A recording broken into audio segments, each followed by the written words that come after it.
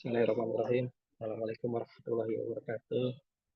Yang terhormat Direktur Aplikasi dalam Laporan Keuangan, yang saya hormati Pak Adat, Bapak Ibu Kasubdit untuk Direktorat KPK, kemudian Bapak Ibu Kepala Bidang Keuangan dan BNN untuk Kementerian Lembaga yang hadir, yang mewakili Bapak Ibu rekan-rekan dari Direktorat KPK, Bapak Ibu dari instansi vertikal kami, Sambil dan juga KPPN Indonesia ya. Terima kasih. Alhamdulillah kita bisa berjumpa di pagi yang cerah ini untuk mungkin berdiskusi diskusi terkait dengan belanja bantuan pemerintah ya. Ya terima kasih juga Pak Haddad dan rekan-rekan dari Direktur KPK ya. Saya bisa menyambangi rumah saya yang lama ya. Jadi tidak berlama-lama, mungkin izin kita coba diskusi ya. Jadi coba diskusi mengulas terkait dengan belanja bantuan pemerintah. Jadi sebenarnya sampai dengan Pak Haddad memang dalam pelaksanaannya dari bantuan pemerintah ini masih terdapat isu yang harus kita benahi gitu ya dalam rangka untuk tata kelolanya sehingga lebih akuntabel dan juga bisa lebih transparan ke depannya seperti itu. Dan memang sebenarnya isu belanja pemerintah ini sebenarnya isunya lebih kepada sisi pelaksanaannya, gitu.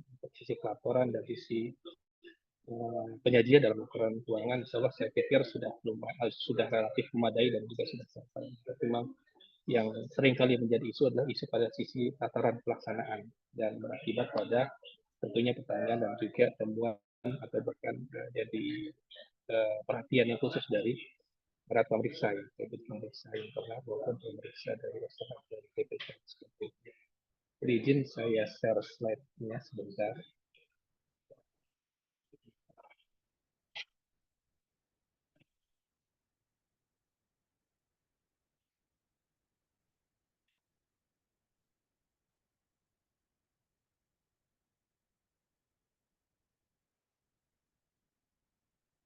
Izin, apakah sudah terlihat?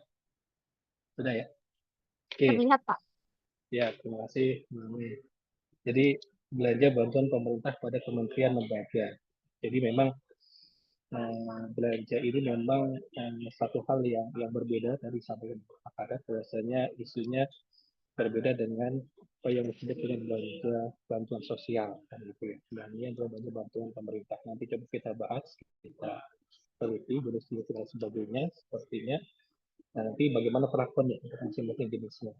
Oke, yang pertama adalah kita bicara tata kelolanya dulu ya, karena yang mengatur sampai dengan saat ini ada 3 PMK yang mengatur dan memang semuanya masih berlaku gitu loh, masih berlaku. Yang awal itu adalah PMK 168 tahun 2015.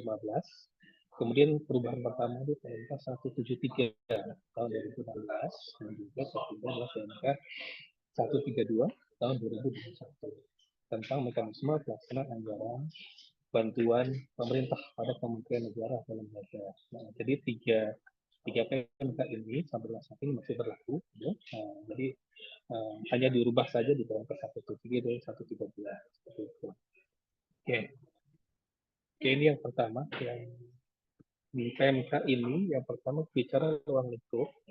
PMK ini mengatur pengalokasian, pencairan, penyaluran dan juga pertanggungjawaban anggaran bantuan pemerintah yang tidak termasuk dalam kriteria bantuan sosial pada kementerian negara atau lembaga dan sumber dari BPN. Jadi kuncinya adalah tidak termasuk belanja bantuan sosial dan kemudian juga sumbernya adalah BPN. Gitu ya. BPN dan sumbernya bisa macam-macam ya, dari murni ada BP atau ada mungkin dari apa namanya pinjaman dan lain sebagainya. Tapi meskipun demikian, tata kelolanya harus inline dengan ketentuan yang ada dalam PMK ini. Nah, definisi yang diatur ini adalah bantuan yang tidak memiliki kriteria bantuan sosial yang diberikan oleh pemerintah kepada perseorangan, kelompok masyarakat, lembaga pemerintah, dan lembaga non pemerintah.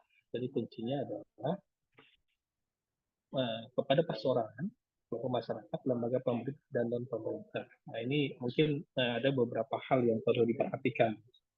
Yang pertama terkait dengan perseorangan, secara filosofi, secara ketentuan yang disebut dalam persorangan dalam kategori ini adalah PNS yang pertama.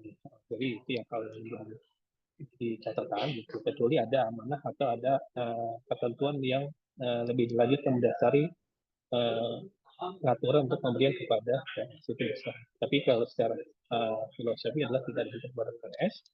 Kemudian kepada lembaga pemerintah itu pun tidak dalam istilah Pemdanya, tapi kepada institusi atau lembaga-lembaga di bawah Pemdanya.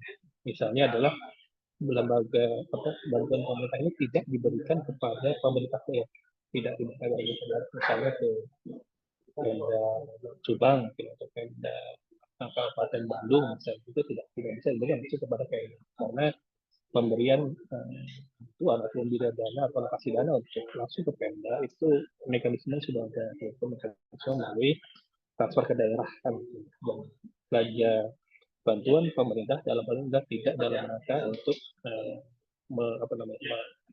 mengganggu untuk TKD tersebut gitu ya. Itu yang pertama. Tapi kalau lembaga pemerintahnya diberikan kepada puskesmas, kemudian kepada sekolah, kemudian kepada institusi lain yang di bawah pemerintah masih pemerintah ya, nah itu tidak menjadi masalah gitu ya. Mungkin itu.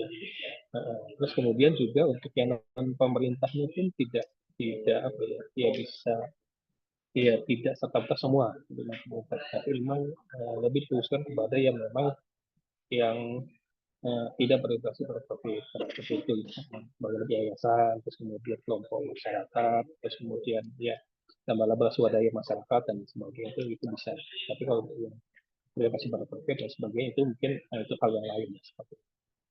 Oke, itu bicara ruang lingkup dan juga definisi. Nah, kemudian di PMK tersebut juga mengatur ada 7 model. Jadi ini salah satu perhatian kami juga ya terkait dengan jenisnya ya. Jadi mungkin ada sedikit perubahan nanti di PMK yang baru, perubahannya nanti seperti itu. Nah, saat ini di jenisnya ada 7, jadi yang pertama pemberian penghargaan, kedua beasiswa, ketiga tunjangan profesi guru dan tunjangan lainnya, keempat belanja bantuan operasional, kelima bantuan sarana dan prasarana, keenam rehabilitasi pembangunan gedung dan bangunan, dan ketujuh adalah bantuan lainnya yang memiliki karakteristik bantuan pemerintah yang ditetapkan oleh pengguna anggaran, ditetapkan oleh menteri berarti ya, seperti itu ya. Jadi kategorinya ada 7. Nah, nanti kita coba diskusikan satu persatu jenisnya ya, Bapak Ibu. Oke, kemudian saya lanjut. Nah, ini adalah prinsip umumnya Bapak Ibu, prinsip penyaluran bantuan pemerintah. Ya. Jadi dari tadi kita sudah ada 7 jenisnya, ruang lingkupnya, dan kemudian ada pengertiannya atau definisi. Nah sekarang kita beranjak pada prinsipnya, prinsip dasar yang mendasari bantuan pemerintah itu seperti apa. Yang pertama adalah akuntabilitas dan transparansi pelaksanaan. Jadi dalam hal bantuan pemerintah diberikan dalam uang, gitu, maka si penerima bantuan itu harus menyampaikan laporan pertanggungjawaban dalam uang. Kalau belum bentuk barang, nanti harus clear sampai dengan terbitnya BST ya, penyerahan atau perpindahan hak dari BMN menjadi ke penerima, itu harus clear sampai dengan sana. Terus kemudian terkait dengan apabila pertanggungjawaban tidak selesai sampai dengan akhir tahun, maka akan wajib dicatat di dalam neraca KL gitu ya, neraca KL. Kenapa? Karena untuk hal tersebut masih belum ada pertanggungjawaban sehingga harus muncul di dalam neracanya itu.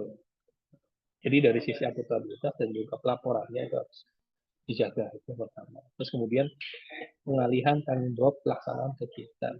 Jadi penerima bantuan bertanggung jawab atas pelaksanaan kegiatan dan penggunaan dana berdasarkan PKS yang mengikat kedua belah pihak. Jadi terkait dengan pelaksanaan kegiatannya, ada beberapa jenis bantuan pemerintah yang mensyaratkan ada PKS. Dan ketika ada PKS tersebut, nanti otomatis nanti tanggung jawabnya itu berpindah kepada si pelaksana yang terikat tersebut.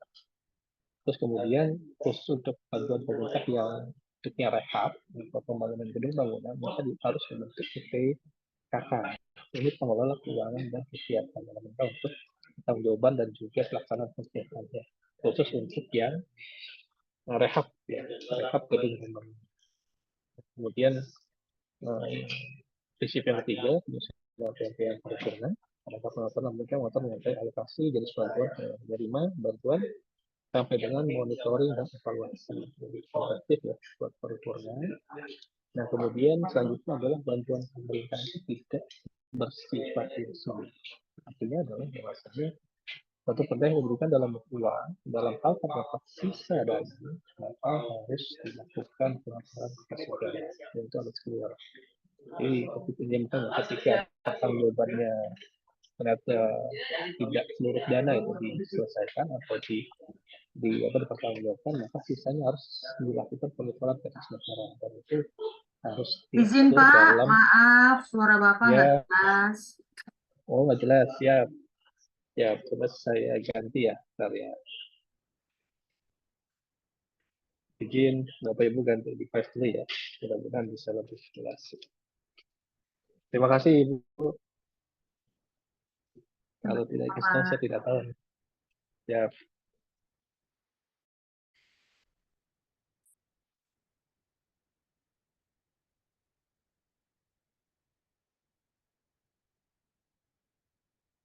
Izin, apakah sudah lebih baik atau Sudah, masih Pak. sama? Terdengar lebih jelas. Gimana? Sudah Pak? Ya.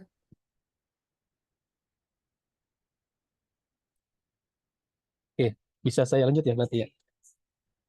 Oke. Terus kemudian tadi sampai mana tadi ya? Tidak bersifat lumsum berarti tadi ya. Jadi bantuan pemerintah itu tidak bersifat lumsum. Jadi dalam hal terdapat sisa dana, maka harus dilakukan penyetoran ke kas negara kan gitu ya. Makanya nanti ketika sisa dana belum dilakukan kas negara, maka harus dicantumkan di dalam neracanya satker. Nah itu mungkin jadi perhatian ya bagi Bapak Ibu yang ada alokasi bantuan pemerintah berupa uang. Nah itu harus hati-hati terkait dengan perlakuannya nanti di akhir tahun. Apakah semua dana yang bantuan pemerintah yang berupa uang tadi sudah sepenuhnya dipertanggungjawabkan, dalam artian bahwasanya adalah uang-uang tadi semua sudah dipertanggungjawabkan, lunas semua gitu, ataukah ada sisa dana. Nah, apabila ada sisa dana, maka otomatis harus dilakukan penyetoran kas negara. Nah, dan sebaiknya harusnya sebelum tutup tahun anggaran ya, tutup tahun anggaran, sehingga nanti tidak muncul lagi dia di neracanya akhir tahun seperti itu. Nah, terus kemudian selanjutnya adalah berdasarkan prestasi kerja. Jadi bukan berdasarkan grant atau ini ya, apa namanya itu. Jadi intinya adalah sifat prestasi ya. Ada prestasi, ada kinerja, maka diberikan bantuan pemerintah. Antara lain misalkan penghargaan, beasiswa, tunjangan lainnya dan lain sebagainya. Nah, kemudian untuk yang bantuan pemerintah selain itu juga proses pencairan juga ada yang bertahap gitu. Untuk yang jenisnya rehabilitasi atau untuk yang konstruksi itu nanti dia ada terminnya ya, termin 1, termin 2 gitu ya, di mana pembayaran termin kedua itu nanti dibayarkan setelah progres kemajuan pekerjaan di pembayaran yang pertama seperti itu. Terus kemudian prinsip yang terakhir adalah pemisahan kewenangan yang jelas antara KL dan BUN. Bahkan pemberian bantuan pemerintah, KL menyusun pedoman umum dan pedoman teknis yang merupakan guideline bagi pemberi bantuan dan penerima bantuan. Dan kami, Kementerian Keuangan dan juga Kementerian Negara mengatur tata kelola keuangannya. Jadi sepenuhnya menjadi tanggung jawab dari KL ya, Kementerian Negara yang memiliki bantuan pemerintah gitu ya, seperti itu. Ya, ini terkait dengan prinsip ya. Jadi sudah ada ruang lingkup definisi dan ini adalah prinsip umumnya. Ada beberapa yang ini menjadi landasan untuk pelaksanaan bantuan pemerintah yang ada di masing-masing satuan kerja seperti itu. Oke. Selanjutnya adalah ini. Kalau ini ada akunnya ya. Nanti kalau akun nanti ada di belakang ada di belakang ininya untuk masing-masing akunnya ya. Jadi kalau dari jenisnya gitu ya, memang seluruhnya adalah masuk ke belanja pegawai atau ke belanja barang gitu ya. Jadi tidak ada bantuan pemerintah itu yang bentuknya adalah belanja modal gitu ya. Meskipun secara substansi ya memenuhi mungkin kriteria untuk apa ya kapitalisasi mungkin ya. Tapi karena memang di awalnya memang ditujukan untuk bukan dalam rangka operasional satuan kerja dan untuk diberikan kepada pihak lain gitu ya, maka dia tidak dianggarkan atau dialokasikan ke dalam kelompok belanja modal sampai masuk ke dalam kelompok belanja barang gitu ya. Yang termasuk untuk kelompok belanja pegawai adalah untuk yang TPG ya, yang belanja pegawai ya, yang TPG ya, untuk yang tunjangan bantuan pemerintah untuk tunjangan profesi guru dan tunjangan lainnya yang non PNS. Nah, itu. Jadi yang guru yang non PNS itu diberikan tunjangan bentuknya bantuan pemerintah dan dialokasikan di akun 51 kan gitu ya. Nah, jadi tidak semua 52, tapi ada 51 juga untuk yang TPG. Nah, kemudian untuk yang 52 itu ada 5212 itu khususnya untuk penghargaan beasiswa gitu ya. Kemudian bantuan operasional. Nah, itu biasanya di kelompok 5212 gitu ya. Penghargaan beasiswa dan juga bantuan operasional itu di 5212. Kemudian untuk yang 526 gitu ya. Itu untuk bantuan pemerintah dalam bentuk bantuan sarana prasarana dan juga rehabilitasi pembangunan gedung dan bangunan. Nah, itu untuk yang 526 sekian. Nah, kemudian untuk yang 5263 itu untuk yang bantuan lainnya yang memiliki karakter bantuan pemerintah yang ditetapkan oleh pengguna anggaran. Ini yang tadi yang apa namanya? Yang kriteria 7 tadi ya, yang jenis yang ke-7 itu masuk ke 5263 gitu ya. Ditetapkan oleh PA dialokasikan pada kelompok belanja barang lainnya yang diserahkan pada masyarakat atau Pemda. Seperti itu. Jadi ingat itu tadi ya, tidak di akun 53 gitu ya. Meskipun dalam hal ini substansinya adalah dia masuk dalam kapitalisasi aset tetap seperti itu. Tapi karena dari awal emang sudah diniatkan atau ditujukan untuk diberikan kepada pihak lain dan bukan dalam rangka untuk pelaksanaan tugas dan fungsi ya untuk penggunaannya, maka itu masuk dalam kelompok belanja barang. Terus selanjutnya tata cara pengalokasian anggaran bantuan pemerintah dilaksanakan berdasarkan ketentuan Menteri Keuangan mengenai penyusunan dan pengelolaan RKKL. Itu berarti kalau sekarang di PMK 62 ya Bapak Ibu ya, PMK 62. Itu. Dan kemudian anggaran bantuan pemerintah dituangkan dalam IPA tentu saja. Nah, jadi PMK-nya 62, PMK 62 terkait dengan pengalokasiannya. Kemudian untuk yang proses mekanisme tata cara tata kelolanya itu di PMK tadi ya, ada 3 tadi ya. 168, 173, 132 seperti itu. Oke, ini bicara terkait dengan akun ya. Nah, ini selanjutnya adalah ini isu yang penting ya menurut hemat kami ya. Jadi ini yang harusnya difahami sepenuhnya gitu ya oleh Bapak Ibu di Kementerian Lembaga atau di Satker ya. Jadi bantuan pemerintah itu pada prinsipnya harus ada amanat, gitu ya. Harus ada amanat dan amanatnya itu tidak berasal dari internal kementerian atau lembaga. Jadi misalnya Pak Menterinya ucuk-ucuk kita mau ngasih ke sini ke A, ke B, ke C dan sebagainya. Bentuknya apa bantuan itu ya. Itu mohon izin belum bisa dilaksanakan kecuali ada amanat atau ada ketentuan di atasnya yang mengatur. Gitu ya. Ketentuan di atasnya mengatur amanahnya bisa berupa undang-undang atau peraturan pemerintah gitu ya. Bisa juga amanat atau perpres mungkin, kemudian bisa juga dari instruksi presiden mungkin, bisa juga dari apa mungkin apa ya rapat terbatas dengan presiden dan lain sebagainya yang bisa dibuktikan seperti itu. Kemudian nanti bisa juga atas amanat dari RKP dan juga Renstra atau renjanya kementerian lembaga seperti itu. Jadi kalau di RKP nanti kegiatan prioritas nasional berupa bantuan pemerintahan yang dimuncul, ini nanti yang diberikan kepada yang berasal dari Renstra atau renjanya KM. Nah, seperti itu. Jadi ini yang harus dipahami Bapak Ibu ya. Jadi ketika ada bantuan pemerintah di POK Bapak Ibu bisa dipastikan ada amanah bahwasanya Satker Bapak Ibu atau KL Bapak Ibu itu bisa mengalokasikan bantuan pemerintah tersebut dalam DIPA dan juga bisa mengimplementasikan atau melaksanakan di tahun anggaran berjalan. harus penguatan itu gitu ya. Karena dari beberapa hasil diskusi kami gitu ya dengan teman-teman di kementerian lembaga, ada sebagian yang memang amanahnya itu tidak sampai ke level lebih tinggi dari menteri atau pimpinan lembaga gitu. Biasa inisiatifnya adalah berasal dari pimpinan lembaga atau menterinya sendiri. Dan itu yang dalam hal ini belum belum bisa untuk memenuhi prinsip dari pengalokasian belanja pemerintah gitu ya. Jadi harus ada itu dulu. Ketika itu ada gitu ya, maka boleh dialokasikan di dalam SKKL Bapak Ibu. Seperti itu. Jadi mungkin harapannya bisa menjadi clear gitu ya, sehingga tidak ada isu terkait dengan pengalokasian belanja pemerintah yang memang inisiatifnya murni dari kementerian atau bahkan murni dari satkernya masing-masing seperti itu. Oke, terus kemudian alokasi bantuan pemerintah, pemberiannya itu pemberian bantuan pemerintah merupakan bagian dari tusinya pemberiannya. Namun pemberian pemerintah yang diberikan bukan kegiatan yang menjadi tanggung jawab seharusnya dilaksanakan sendiri oleh KL gitu ya.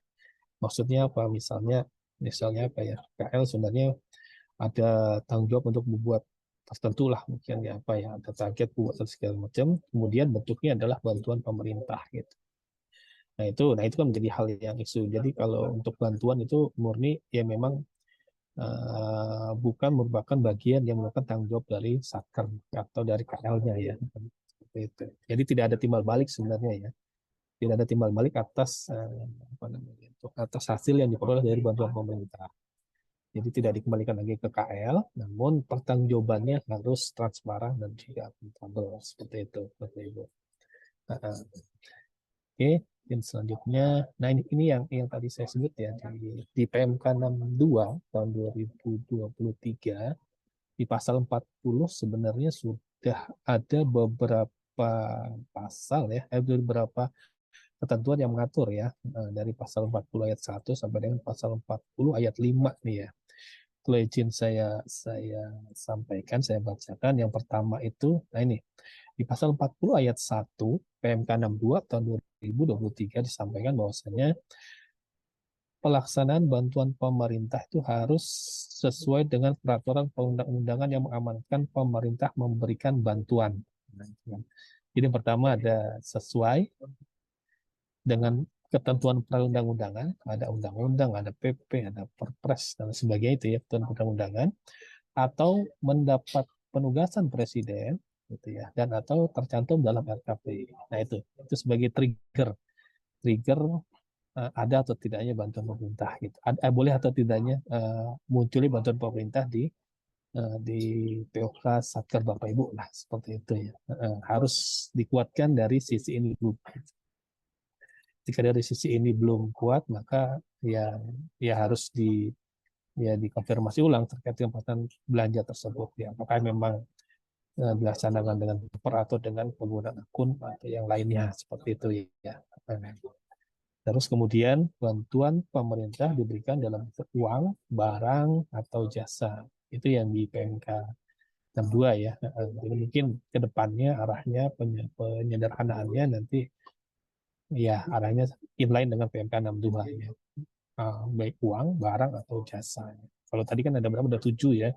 Ada 7 dan nanti kita akan sederhanakan menjadi 3 gitu ya. Mungkin memang ya sebagai informasi juga kami saat ini juga sedang berproses gitu ya, untuk mereview kembali PMK terkait dengan bantuan pemerintah ya, sebagai bagian dari bagian dari evaluasi ya pelaksanaan kegiatan bantuan pemerintah selama beberapa tahun terakhir kan gitu ya. Ada beberapa kecenderungan yang memang tata kelolanya harus mau tidak mau harus kita perbaiki gitu ya. Oke. Kemudian bantuan pemerintah diberikan kepada di pasal 40 ayat 3 ya. Persorangan non pegawai ASN atau prajurit TNI atau anggota Polri. Jadi kalau persorangan itu tadi saya sampaikan non ASN ya Bapak Ibu ya. Terus kecuali diatur tersendiri sesuai ketentuan peraturan perundang-undangan yang berlaku. Nah, kalau memang diatur tersendiri gitu ya, itu tidak masalah kan. Intinya secara umum sebenarnya non ASN gitu ya. Jadi kenapa non ASN? Karena karena terkait dengan pemberian bantuan ketika kriterianya ASN itu tunduk pada Undang-Undang ASN ya, Undang-Undang ASN dan juga ketentuan-ketentuan mengatur PP, manajemen ASN dan lain sebagainya kan gitu ya. Dan memang beberapa hal itu memang terkait dengan apa ya, misalnya bantuan dan sebagainya itu tentu saja menjadi bagian dari apa namanya penambah penghasilan ya. Ya tentu saja mekanismenya berbeda lah gitu ketika pemberiannya kepada non ASN kan, karena kita sebagai ASN tunduk pada undang-undang ASN kan gitu ya.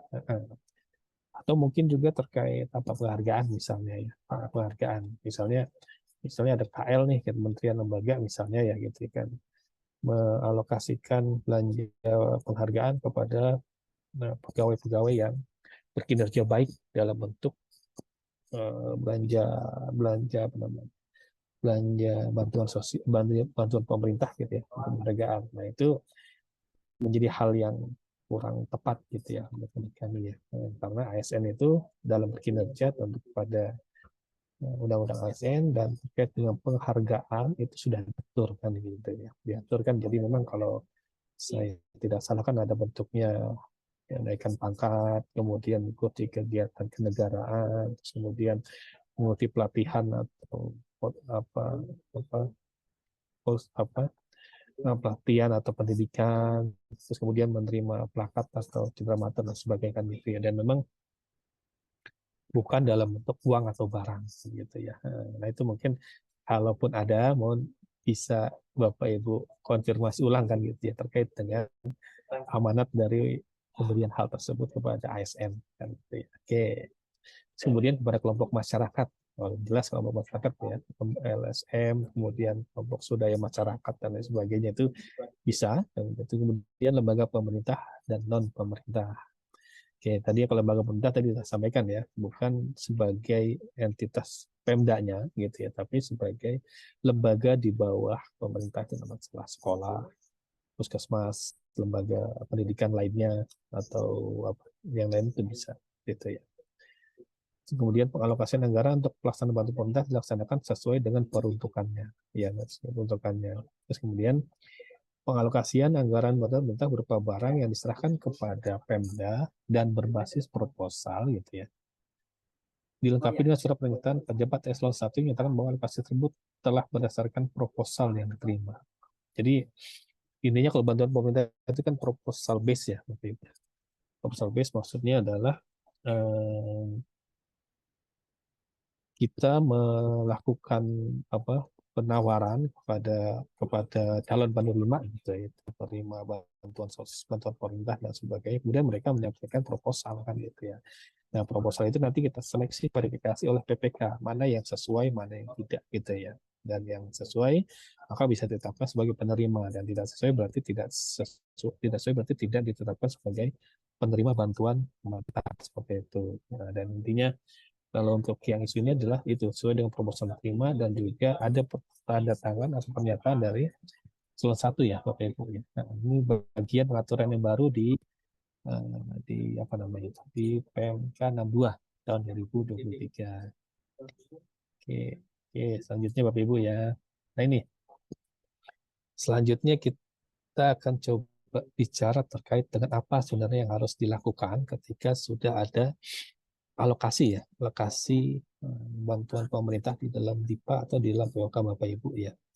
Oke, atau mungkin sebelumnya itu sebelum pada saat perencanaan anggaran harus ditetapkan pedoman umum dan juga petunjuk teknisnya gitu ya. Pedoman umum ini ditetapkan oleh menteri atau pimpinan lembaga. Pimpinan lembaga, terus kemudian petunjuk teknisnya itu ditetapkan oleh eselon 1. Ya, eselon 1 berarti dirjen atau sekjen dan lain sebagainya gitu yang membawahi atau yang membawahi satker di mana belanja pemerintah itu ada gitu ya. Seperti itu. Oke, nah petunjuk teknis ini antara lain memuat gitu ya, ada A sampai K yang ada di ketentuan ya. Pertama dasar hukum pemberian bantuan pemerintah yang tadi saya sampaikan harus ada undang-undang atau peraturan yang lebih tinggi lainnya ya, yang tidak hanya berasal dari internal dari kementerian atau lembaga itu sendiri, gitu ya. Tapi ada amanat masuk dari undang-undang, RKP, Parestra atau apa, Perpres dan lain sebagainya kan gitu ya. Oke, itu harus ada yang muncul di petunjuk teknis nih. Terus kemudian tujuan penggunaan bantuan pemerintah, kemudian pemberinya siapa, kemudian persyaratannya apa, terus kemudian bentuknya apa, rincian jumlahnya bagaimana, tata kelolanya, kemudian penyaluran dananya, kemudian pertanggungjawaban, ketentuan perpajakan dan juga sanksi. Jadi ini harus disusun secara baik gitu ya, secara komprehensif sehingga nanti pada saat pelaksanaannya di lapangan tidak terjadi hal-hal yang berbeda atau hal-hal yang menjadi perselisihan ya dalam mengartikan petunjuk teknis tersebut gitu ya. Semakin detail, semakin bagus, semakin jelas itu makanya semakin baik untuk guidance bagi PPK sebenarnya seperti itu. Jadi prosesnya adalah gitu ya. Jadi prosesnya dari petunjuk teknis yang sudah ditetapkan tadi, PPK ini melakukan seleksi gitu ya. Seleksi atas yang tadi kita sampaikan tadi, apa namanya tadi, proposal yang ada tadi ya. Jadi proposalnya seperti apa gitu ya. Nanti kita bandingkan, kita verifikasi berdasarkan petunjuk teknis yang ada. Oke. Jadi ketika berdasarkan hasil seleksi kriteria sesuai dengan juknis, maka bisa dibuat surat keputusan yang nanti disahkan oleh KPA terkait dengan penerima bantuan pemerintah. Gitu. Jadi intinya PPK ini menseleksi berdasarkan petunjuk teknis.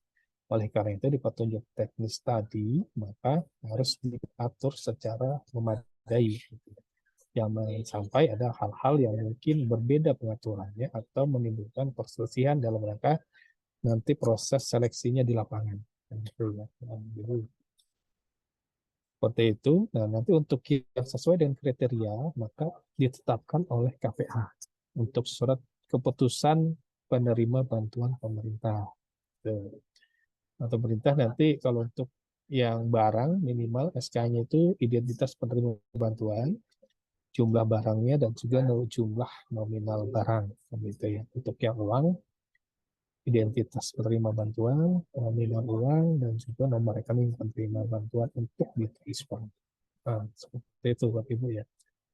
Jadi tadi udah jadi step-stepnya mulai ini Bapak Ibu ya, mulai dalam gitu ya, maksudnya seperti apa dari mulai filosofi seperti apa, terus kemudian dalam itu pengaturan prinsipnya seperti apa sampai penganggaran. Nah, ini sudah masuk ke tataran pelaksanaan gitu ya. Jadi tugasnya PPK dalam hal untuk belanja bantuan pemerintah adalah dia menseleksi sesuai dengan petunjuk teknis yang ada seperti itu. Oke, kalau untuk yang sesuai maka bisa ditetapkan sebagai penerima bantuan pemerintah. Apabila tidak maka ya ditolak. Ya, makanya penting dalam ini adalah petunjuk teknis itu dibuat dengan sangat baik. Seperti itu. Oke, izin selanjutnya Bapak Ibu ya. Nah, ini adalah PKS ya, PKS perjanjian kerjasama ya, kerjasama. Jadi memang di beberapa jenis bantuan pemerintah ada yang memang harus mencatatkan PKS perjanjian kerjasama. Yang pertama adalah bantuan operasional, dengan sarana-sarana, rehab atau pembangunan dan juga bantuan lainnya. Itu harus ada PKS-nya dengan penerima bantuan ya. Itu. Oke, jadi untuk yang bentuknya uang ya. Jadi memang harus ada PKS-nya ya. Isi perjanjiannya hak dan kewajiban, itu kemudian jumlah bantuan, jumlah dan nilai, jenis dan spesifikasi barang yang atau yang akan dilaksanakan, jangka waktu penyelesaian, kemudian tata cara syarat penyaluran, kemudian pernyataan kesanggupan penerima bantuan untuk melaksanakan sesuai dengan rencana yang disepakati, kemudian kesanggupan untuk menghasilkan dan membeli barang sesuai dengan jenis dan spesifikasi, kemudian pengadaan secara akuntabel dan juga pernyataan kesanggupan penerima untuk menyetorkan sisa kas ke kas negara ya, untuk yang tidak tidak digunakan, intinya seperti itu ya. Kemudian ada penentuan sanksi dan juga penyampaian laporan dan jawaban kepada PPK setelah bekerja selesai. Nah, itu. Jadi ketika dia bantuannya berupa uang, ada effort lebih yang harus dilaksanakan oleh Bapak Ibu gitu ya, terkait bagaimana mengamankan, bagaimana memastikan uang yang diberikan sebagai bantuan pemerintah tadi dibelanjakan, di dilakukan pengeluaran sesuai dengan amanat yang ada pada Juknis atau pada Pedum lah, intinya seperti itu ya. Nah, makanya itu untuk memastikan itu mau tidak mau harus ada PKS-nya ya, dan untuk uang gitu ya. Nah, beda ketika barang kan gitu. Kalau barang, ketika barangnya kita yang menghasilkan, barangnya sudah ada, kita serahkan dalam bentuk barang, kemudian secara ketentuan dalam manajemen ini ya, apa namanya, serah terima BMN itu clear, maka sudah selesai. Tapi kalau bentuknya sebagai uang, itu menjadi isu yang lebih kompleks gitu ya, karena tidak berhenti ketika uang itu diberikan. Kan tadi sebagaimana kita sebutkan tadi, dia kan secara langsung ya, tidak secara langsung. Artinya adalah ketika ada pengembalian atau sisa dana, maka harus disetorkan ke kas negara seperti itu. Dan PPK dalam hal ini harus memastikan bahwasanya bantuan pemerintah itu ya dilaksanakan, diberikan, dibelanjakan sesuai dengan apa yang diharapkan dalam Juknis seperti itu. Oke. Ini tata cara ini ya, yang paling memuat di PKS-nya, seperti itu ya. Oke. Oke, ini adalah prosesnya ya, masing-masing mungkin ya, prosesnya. Yang pertama mungkin kita bicara penghargaan dulu ya, penghargaan rasa pembelian SK ditetapkan PPK, disahkan KPA gitu ya. Kemudian penerima bantuannya adalah penerima penghargaan tentu saja. Terus kemudian bentuk bantuannya bisa berupa uang, bisa berupa barang atau jasa. Terus mekanisme pencairannya RS ke penerima, PS ke bendara P ya, seperti itu. Kemudian sekaligus syarat lainnya sesuai dengan Juknis. Terus kemudian ketika kontraktual atau swakelola itu sesuai dengan Perpres PBJ untuk yang pemberian penghargaan. Ini agak relatif lebih mudah ya kalau penghargaan. Mungkin kalau penghargaan tuh sebenarnya kalau diskusi yang panjang terkait dengan tadi yang PNS atau non PNS tadi ya, itu yang mungkin jadi isu ya. Ketika kita memberikan penghargaan kepada PNS mungkin ya atas kinerjanya selama ini, tentu saja itu menurut kami kurang tepat gitu ya. Beda halnya misalnya teman-teman dari Bapak Ibu dari Kemenpora gitu ya, misalnya ya, memberikan penghargaan kepada atlet mungkin bulu tangkis misalnya yang menang paling atau apa segala macam, sehingga kemudian diberikan penghargaan berupa uang ya. Jadi kalau itu kan berarti kan sudah ada ketentuan sebenarnya, sudah ada perpresnya ya atas lebih tinggi gitu ya. Dan dalam hal dalam hal yang atletnya tadi PNS itu menjadi tidak masalah. Kenapa? Karena pemberian penghargaan itu bukan karena si atlet tadi itu melaksanakan tusinya sebagai ASN gitu, tapi dia memang punya keahlian khusus yang ditetapkan ketentuan yang lebih tinggi tadi untuk memperoleh penghargaan. Dia punya keahlian sehingga bisa membawa nama harum negara lah, misal seperti itu. Itu menjadi hal yang berbeda gitu. Tapi kalau isunya kalau penghargaan ini ketika dalam rangka untuk melaksanakan kinerja, dalam rangka capaian kinerja berhasil atau kinerja paling baik dan sebagainya, itu diberikan bantuan penghargaan dalam bentuk bantuan pemerintah, itu menjadi hal yang cocok gitu ya. Oke. Yang kedua adalah beasiswa gitu ya. Dan beasiswa di sini adalah untuk yang belanja bantuan pemerintah itu SK sama tetapkan oleh PPK, sahkan oleh KPA, penerima beasiswa non PNS ya, non PNS yang diberikan gitu ya. Terus kemudian bentuknya ada uang kuliah, itu biaya lainnya itu masuk ke penyelenggara pendidikan, biaya hidup, biaya buku, biaya penelitian itu masuk ke penerima beasiswa seperti itu. Ini kan nggak ada isu ya, tapi yang pasti itu tadi non PNS tadi ya. Jika dia PNS nanti perlakuannya berbeda kan gitu ya. Oke, tidak menggunakan bantuan pemerintah. Oke. Nah, kemudian untuk yang TPG, tunjangan profesi guru dan tunjangan lainnya, sebenarnya sama. Yang pasti bukan non PNS juga, ke rekening. Untuk bantuannya ke rekening penerima bantuan. Ya, kasus pencariannya S banyak penerima, jalurnya periodik dan sesuai dengan juknis. Itu isunya nggak masalah. Gitu ya. Oke, ini yang keempat adalah bantuan operasional ya. Oke, bantuan operasional yang pertama SK ditetapkan oleh PPK, disahkan oleh KPA. Kemudian tadi ada lanjutannya ya, harus ada PKS dan bersama dengan PPK masing-masing penerima bantuan. Penerima bantuan itu bisa kelompok masyarakat atau LSM itu, atau lembaga pendidikan, lembaga keagamaan dan juga lembaga kesehatan. Tadi ya. Jadi kan keterangannya 345 itu lembaga pemerintah maupun non pemerintah gitu ya. Jadi bisa diberikan dari pendidikan, agama dan juga sekolah kesehatan ya. Oke, yang belanja operasional. Sistemnya mekanismenya adalah uang rekening penerima bantuan. Nah, penerima bantuannya masuk, kemudian mekanisme pencairannya LS, penerima UP, penerima atau UP sesuai ketentuan. Nah, untuk yang bantuan operasional paling banyak 4 tahap. Nah, dengan catatan ditetapkan KPA mempertimbangkan jumlah dana dari waktu pelaksanaan dan juga pencairan tahap berikutnya jika dana telah digunakan 80%. Oke, seperti itu. Ini yang tadi bedanya antara yang PKS dengan yang tidak PKS ya. Karena isu terkait dengan penggunaan uang itu clear harus ada PKS-nya. Oke. Kemudian ini yang bantuan sarana prasarana, ya. Sarana prasarana hampir sama dengan yang bantuan operasional, kan gitu ya. Jadi bentuknya bisa uang, bisa barang, gitu ya, sarana prasarana ya. Kalau untuk uang berarti kita berikan uang kepada lembaga yang menerima bantuan untuk memberi barang yang sesuai dengan apa yang ditentukan dalam juknis, gitu ya. Jadi tab untuk beli uang maksimal adalah sampai dengan 50 juta gitu ya. Dari RC langsung ke rekening penerima. Nah, kemudian untuk yang produksi sendiri maka harus ada PKS-nya juga langsung ke rekening penerima.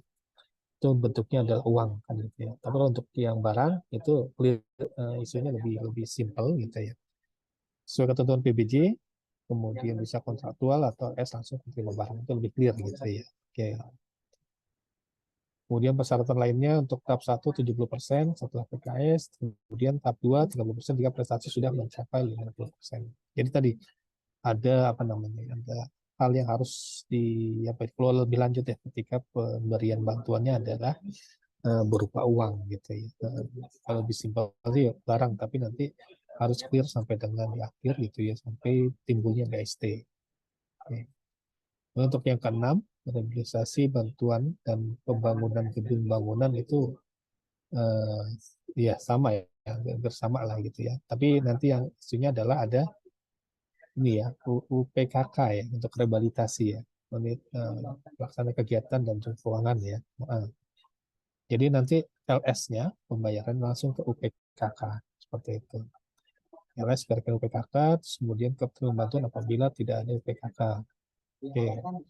Pembelian bertahap 70-30 sama kayak bantuan sarana dan prasarana seperti itu. Kalau untuk barang dia sesuai PBJ, kemudian bisa kontraktual, bisa LS langsung ke penyedia barang. Seperti itu. Jadi yang rehabilitasi intinya adalah harus ada UPKK ya, untuk pengelola keuangan dan kegiatan. Jika ada UPKK maka tetapkan dalam juknis oleh pejabat eselon 1. Oke, terus kemudian untuk yang 7, bantuan lainnya memiliki karakteristik bantuan pemerintah yang ditetapkan oleh pengguna anggaran.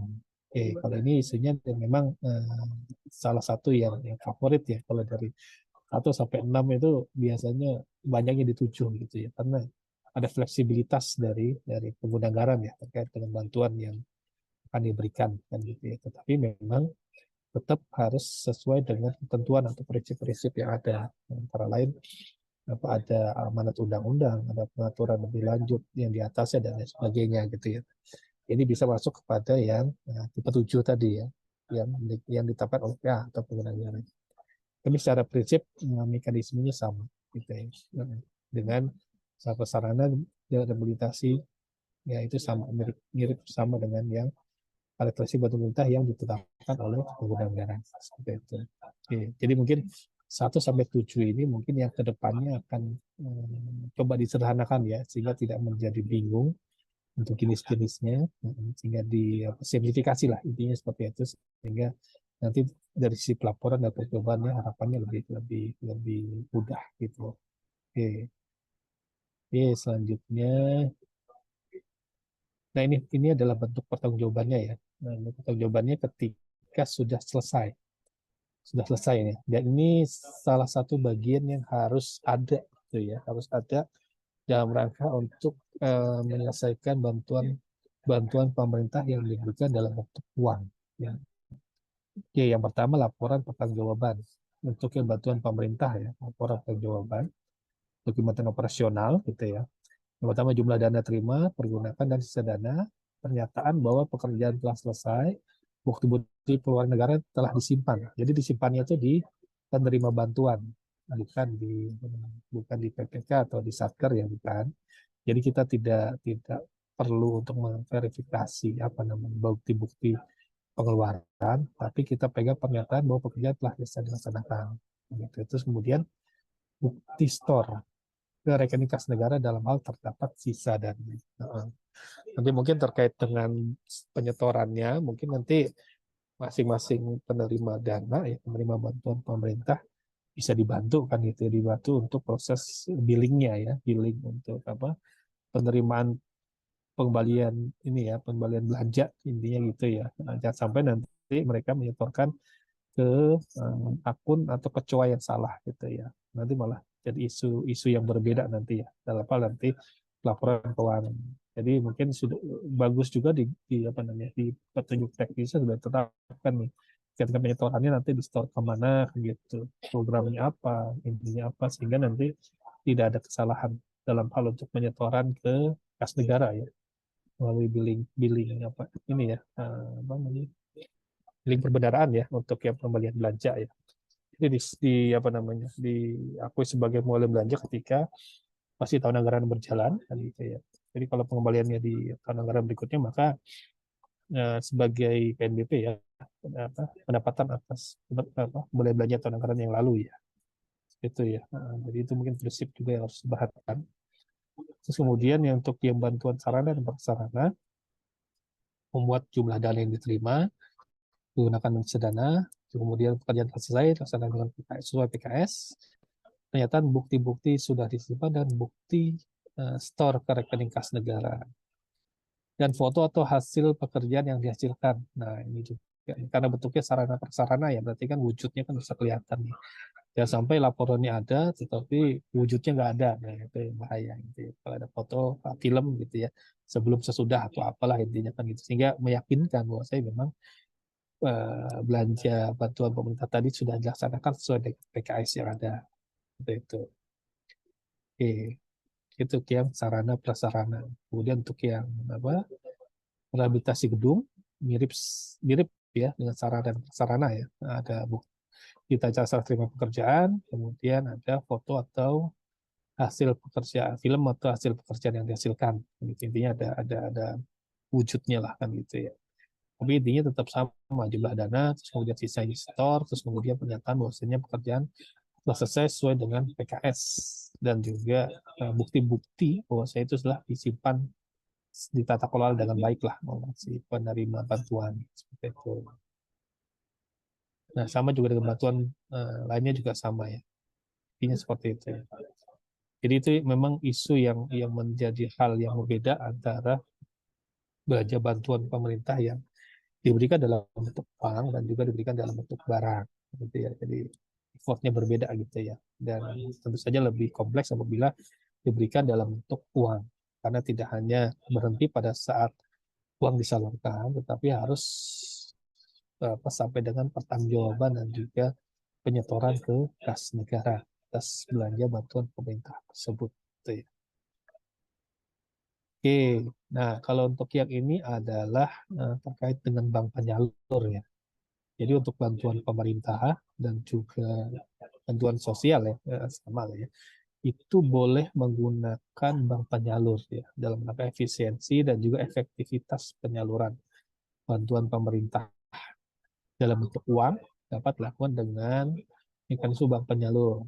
Tapi catatannya adalah penerima bantuan pemerintah harus lebih dari 100 penerima bantuan. Gitu ya. Jadi di KMK itu diatur ketika dia lebih dari 100, dia bisa menggunakan bank penyalur. Oke, penunjukan bank pos penyalurnya itu mengikuti prosedur PBJ ya terkait dengan apa namanya pemilihan bank penyalurnya ya. Oke, terus kemudian bank penyalur harus mempunyai perjanjian kerjasama dengan pengelola rekening KL. Oke. Rekening KL yang kerjasama dengan kita ya di Ditjen Perbendaharaan di kami. Jadi bank pos yang diadakan perjanjian kerjasama tadi, dia harus berikatan juga dengan kami di BUN ya, Jarum Negara. Nah, seperti itu. Nah, mana-mana yang apa namanya, mana-mana bank yang sudah terikat kerjasama dengan Ditjen Perbendaharaan, mungkin Bapak Ibu di Satker atau di ini nanti bisa kerjasama dengan bisa ya, dengan KPPM mitra kerjanya ya. Nah, seperti itu informasi apakah bank ini, BPD ini atau yang punya kerjasama dengan bank dengan Ditjen Perbendaharaan atau tidak dan sebagainya. Nah, itu mungkin ya untuk memastikan bahwasanya PKS-nya itu ya dengan bank atau pos belajar yang sudah memiliki perjanjian kerjasama pengelolaan rekening dengan Ditjen Perbendaharaan. Nah, ini untuk yang selanjutnya adalah kontrak atau perjanjian kerjasama. Nah, isinya adalah 1 sampai 10 gitu ya. Oke, hak dan kewajiban, kemudian tata cara syarat penyaluran, terus kemudian sanggupan bank untuk menyalurkan dana melalui rekening penyalur penerima maksimal 15 hari kalender sejak dana bantuan pemerintah ditransfer dari kas negara. 15 hari. Jadi di waktu 15 hari kalender gitu ya. Jadi menurut hemat saya sudah jauh dari cukup ya dengan sistem yang sangat baik sekali di bank sekarang ini prosesnya cepat gitu ya. 15 hari ini ya sudah sangat ini sekali ya berlebih lah kalau yang baik. Tapi di catatan ini masih mengatur 15 hari ya, untuk menyampaikan. Nah kemudian pernyataan kesanggupan bank untuk menyampaikan laporan. Jadi reportnya atas penyaluran tadi gitu ya tidak terdapat bukti atau tidak menggunakan rekening bantuan dalam waktu 30 hari kalender sejak dana bantuan pemerintah ditransfer dari rekening bank atau pos penyalur. Jadi intinya adalah tidak terdapat transaksi atau tidak dipergunakan oleh penerima bantuan pemerintah gitu. Jadi dalam waktu 30 hari itu dicek nih gitu ya, ada atau tidak transaksinya gitu. Jangan-jangan ya rekeningnya tidak apa namanya apakah sudah meninggal dunia mungkin ya atau mungkin tidak sesuai dengan apa bukan penerima yang sesuai dan lain sebagainya. Itu makanya dicek ini 30 hari itu harus ada transaksi gitu ya. Jika ada tidak transaksi maka di store lagi ya. Jadi kalau 30 hari tadi maka pernyataan seperti sanggupan bank menyuruh untuk menyetorkan kas negara paling lambat 15 hari sejak terima surat perintah penyetoran dari PPK. Nanti PPK atas laporan, jadi intinya laporan dari bank itu nanti PPK melakukan penelitian kembali kan gitu ya. Dan setelah penelitian kembali maka nanti PPK memerintahkan bank gitu ya untuk apakah store dan lain sebagainya kan gitu ya. Terus kemudian ada pernyataan dari jawaban bank untuk menyampaikan laporan secara berkala, kemudian pernyataan untuk menyetorkan bunga atau jasa giro yang timbul ke kas negara. Jadi bunga atau jasa gironya itu timbul itu masuk kas negara. Kemudian pernyataan untuk menyetorkan sisa dana bantuan pemerintah yang tidak tersalurkan sampai dengan anggaran ke kas negara. Jadi mau tidak mau tahun anggaran selesai berarti harus clear gitu, tidak ada menggantung dana di bank penyalur. Terus kemudian ada sistem informasi dan juga ketentuan mengenai sanksi. Jadi terkait dengan bank penyalur ini memang ada poin-poinnya diatur secara tegas gitu ya, biasanya harus menyalurkan 15 hari tadi ya. Terus kemudian ketika tidak digunakan, maka harus ada report ke PPK. PPK nanti mau verifikasi lagi terkait dengan kebenaran dari penerima bantuan. Kemudian nanti PPK nanti memerintahkan, sekiranya memang tidak sesuai dan sebagainya, maka memerintahkan untuk kembalian ke kas negara seperti itu. Dan kemudian report secara berkala, dan kemudian stor kas negara apabila tidak tersalurkan sampai dengan akhir tahun anggaran. Terus kemudian sanggupan menyediakan sistem informasi penyaluran bantuan pemerintah. Gitu ya. Oke, ini untuk yang KL-KL atau satker yang memang penerima bantuan pemerintah ini sangat banyak gitu ya, sehingga dia membutuhkan bantuan dari bank penyalur untuk prosesnya, untuk yang bantuan pemerintah berupa uang gitu. Oke, selanjutnya adalah ya ini ya Bapak Ibu, mekanismenya seperti ini ya. Jadi kalau kita lihat yang pertama adalah penerima bantuan itu dia membuka rekening gitu ya, membuka rekening di bank gitu ya. Terus kemudian rekening di bank, terus kemudian KPPN apabila memang penerima bantuannya lebih dari 100, maka Satker menyampaikan ke KPPN SPM-nya dan ditujukan kepada bank penyalur ya. Terus kemudian prosesnya penyaluran 15 hari kan gitu ya. Dan nomor 3 tadi, terus kemudian atas penyaluran tadi bank melaporkan kepada PPK. Bank melaporkan jika rekening penerima tidak terdapat transaksi dalam waktu 30 hari. Nanti PPK memverifikasi, itu kemudian PPK perintah membuka sementara rekening dan juga PPK melakukan penelitian. Kita minta setor ke kas negara paling lambat 5 hari setelah hasil penelitian. Jadi bank itu harus setor kas negara. Dan kemudian di akhir tahun itu ya harus setor kas negara. Apabila tidak ada ya, tidak ada masih ada rekening di bank pos penyalur pada akhir tahun. Ya, seperti itu. Kemudian melaporkan kepada PPK atas penyetoran dana tersebut. Gitu ya. Jadi ini sebagian prosesnya ketika ini menggunakan bank penyalur gitu ya. Tapi intinya lebih dari 100 gitu ya. 100, nah itu bisa lewat bank penyalur. Tapi harus ada PKS-nya. PKS-nya tadi mengatur poin-poin yang tadi, dan menjadi kewajiban dari bank penyalur untuk 15 hari untuk proses penyaluran, terus kemudian 30 hari tidak ada aktivitas maka dilaporkan, PPK nanti memverifikasi, memeriksa kembali, kemudian ketika memang dinyatakan memang tidak sesuai maka lakukan penyetoran ke kas negara seperti itu. Oke. Dan ini adalah yang terakhir adalah monitoring dan evaluasi ya Bapak Ibu ya. Jadi tentu saja gitu ya, atas penyelenggaraan bantuan pemerintah ini harus senantiasa kita monitoring dan evaluasi ya, baik dari level satker gitu ya, maupun di level dari kementerian atau lembaga ya. Jadi yang pertama adalah KPA bertanggung jawab atas pencapaian target kinerja pelaksanaan dan juga penyaluran belanja bantuan pemerintah, transparansi pelaksanaan, dan juga akuntabilitas pelaksanaan dan juga penyaluran. Di KPA ya Bapak Ibu ya, harus karena dia bertanggung jawab secara formal dan material atas pelaksanaan anggaran yang ada di DIPA masing-masing. Dan maka pencapaian target kinerja atau dalam akuntabilitas, KPA melaksanakan monitoring dan evaluasi.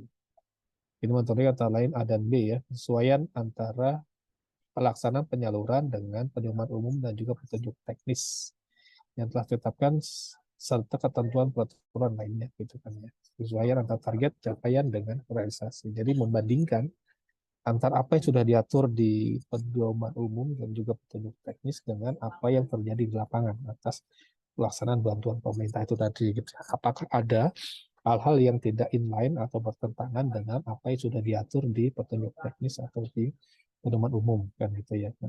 Harapannya idealnya adalah pelaksanaannya itu sudah inline ya, karena di petunjuk pedoman umum dan petunjuk teknis itu sudah mengatur secara memadai untuk pelaksanaan belanja bantuan pemerintah tersebut kan gitu. Oke, jadi kalau memang ada hal yang tidak sesuai atau butuh perbaikan atau butuh penyempurnaan, maka menjadi bagian untuk perbaikan di tahun berikutnya, kan gitu ya. Oke. Kemudian berdasarkan hasil monitoring evaluasi, KPU menggunakan langkah tindak lanjut untuk perbaikan menyeluruh bantuan pemerintah di tahun berikutnya. Seperti itu. Oke. Oh, ini kali ini adalah pokok-pokok perubahannya ya, perubahan dari apa namanya di 168 dan PMK 13 ini yang 132 ya 2021. Jadi intinya ini penegasan tanggung jawab PPK terkait dengan penyaluran bantuan pemerintah dalam bentuk uang kan gitu ya, dan penegasan tanggung jawab bantuan pemerintah dalam bentuk uang sampai penggunaan bantuan yang diterima sampai dengan pertanggungjawabannya. Jadi dalam rangka untuk mengamankan dari sisi PPK atas penggunaan uang yang dilaksanakan dalam bantuan pemerintah gitu ya, karena jadi ini tanggung jawab dari penerima bantuan gitu ya. Oke, ini yang 132 mungkin nanti bisa dibaca-baca ya Bapak Ibu ya. Kata kali ini bisa download. Oke, ini itu nggak masalah menurut saya. Oke, ini mungkin itu saja ya Mbak Aming ya. Nah, yang bisa kami sampaikan pada sesi awal gitu ya, jadi trigger untuk apa namanya untuk diskusi ya. Jadi sebenarnya kalau akun-akunnya ada nih, kalau akun-akunnya sudah sempat saya sampaikan di sini, ada di sini gitu ya. Nanti mungkin Bapak Ibu bisa cek kembali mana-mana akun yang sesuai dengan apa jenis-jenis bantuan pemerintah yang akan dilaksanakan di Satker Bapak Ibu ya. Baik yang sudah terjadi sekarang maupun yang di berikutnya atau negara berikutnya ya, seperti itu. Ini ada masing-masing akunnya seperti itu. Oke, mungkin demikian sementara Mbak Aming, Mbak, yang dapat saya sampaikan untuk sebagai trigger atau diskusi begini selanjutnya dengan isu bantuan pemerintah. Oke, demikian. Selanjutnya saya kembalikan ke Mbak Aming. Terima kasih. Baik, terima kasih Bapak Iqbal atas pemaparan materi yang disampaikan. Selanjutnya kami persilakan kepada Bapak Ibu peserta untuk dapat langsung berdiskusi dengan narasumber melalui fitur raise hand pada meeting.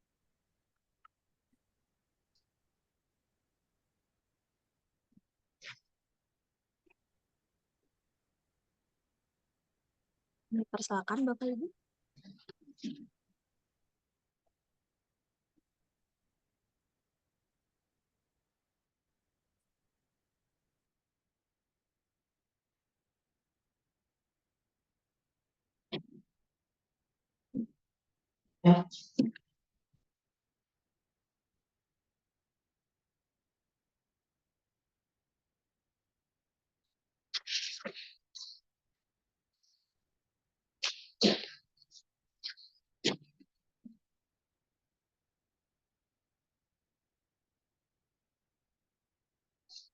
Izin Mbak Aming.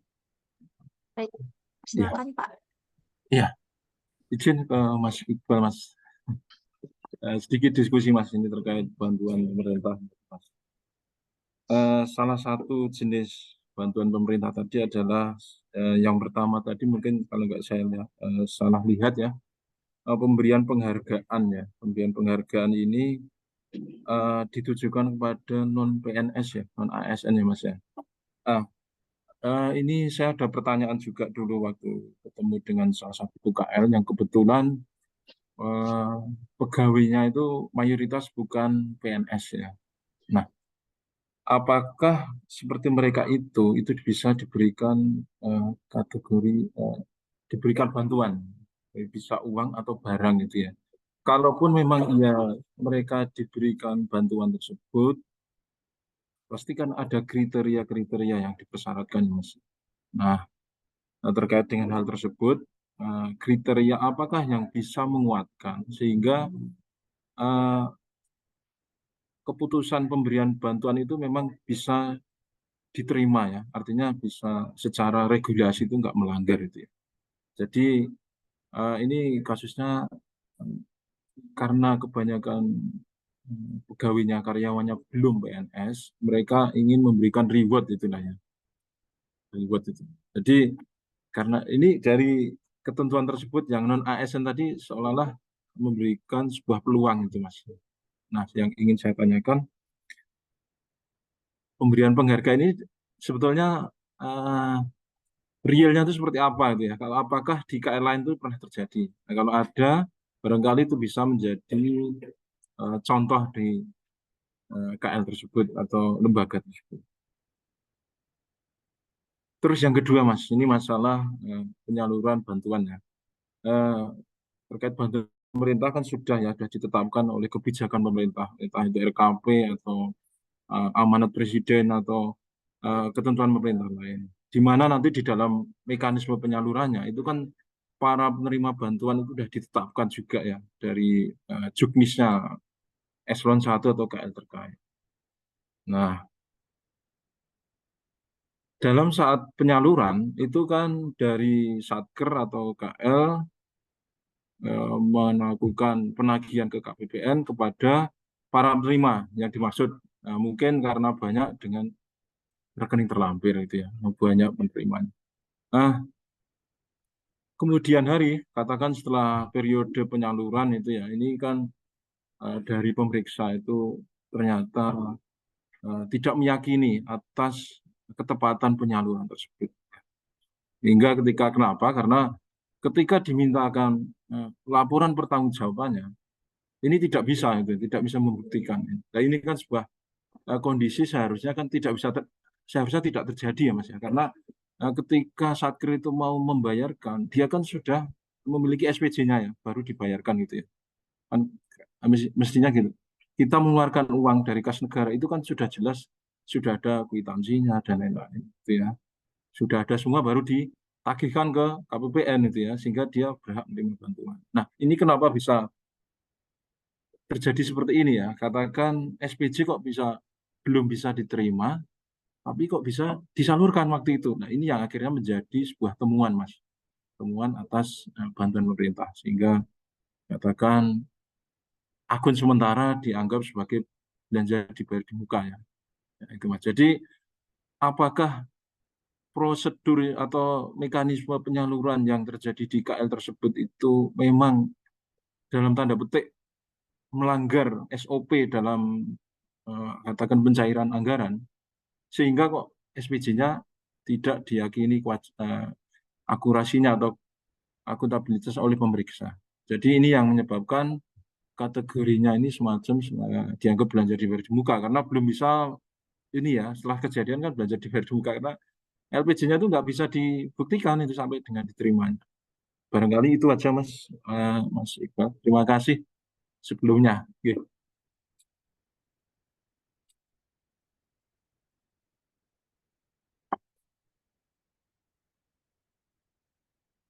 Baik, terima kasih Pak Heri atas pertanyaan yang disampaikan.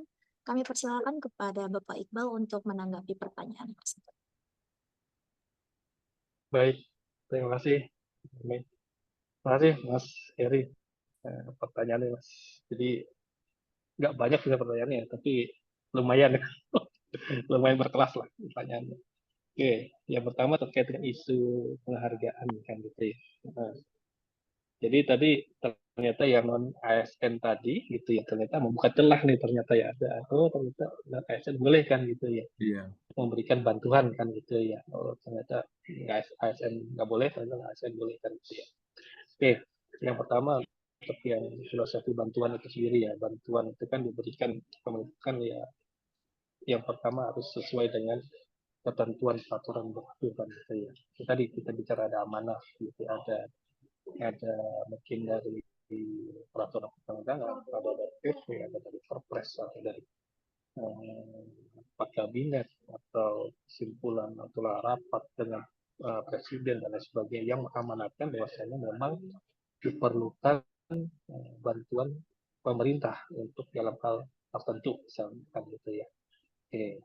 Jadi kalau saya lihat dari punyanya Mas Seri ini, ya, dalam hal memang ada amanah dari dari pimpinan lebih tinggi dari kementerian atau lembaga untuk pemberian penghargaan tadi ya, itu menjadi hal yang tidak masalah kan gitu ya. Nah, itu menjadi hal yang clear gitu ya ketika ada amanah dan memang jelas dan juga dapat dibuktikan lah intinya seperti itu ya. Itu yang sebenarnya harus dipegang teguh ketika kita punya belanja bantuan pemerintah dan gitu.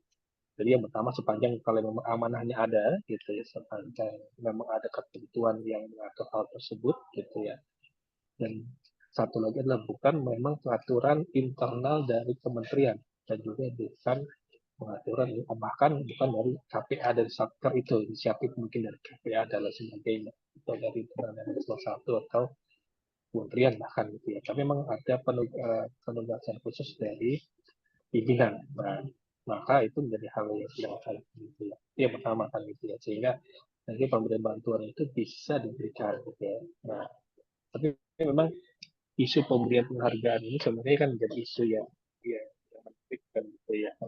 Apalagi kalau kita pemberian penghargaan itu diberikan dalam rangka kita melaksanakan tugas yang itu berarti ya mungkin ya meskipun nggak boleh bukan ASN tapi ketika pemberian penghargaan itu diberikan memang kategorinya atau perhitungannya atau refer pada kinerja pelaksanaan tugas yang ada itu menurut kami ya menjadi hal yang menjadi sesuatu yang perlu diskusikan kembali gitu ya. Karena tentu saja ketika kita perikatan, ketika kita melaksanakan tugas itu kita sudah otomatis harus berkinerja kan gitu ya.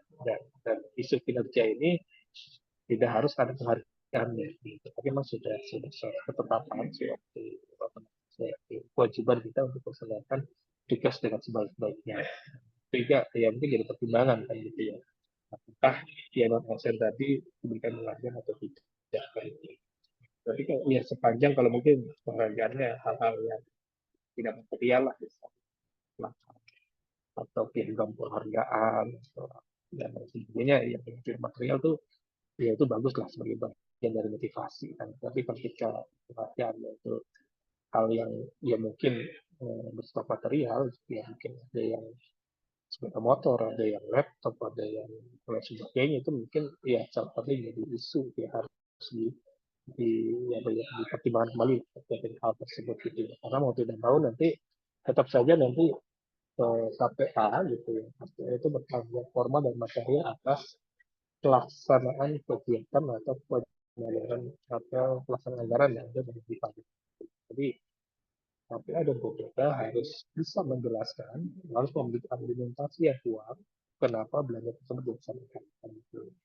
Nah, karena itu ketika ketetapan itu atau keputusan itu mau dilaksanakan, maka saran kami ya ini argumentasi juga punya pertimbangan kuat. Ya, sehingga nanti ketika ada pertanyaan, ada hal-hal yang perlu dikonfirmasi oleh mungkin pemeriksa gitu, baik itu internal maupun eksternal itu tidak memiliki argumentasi yang kuat.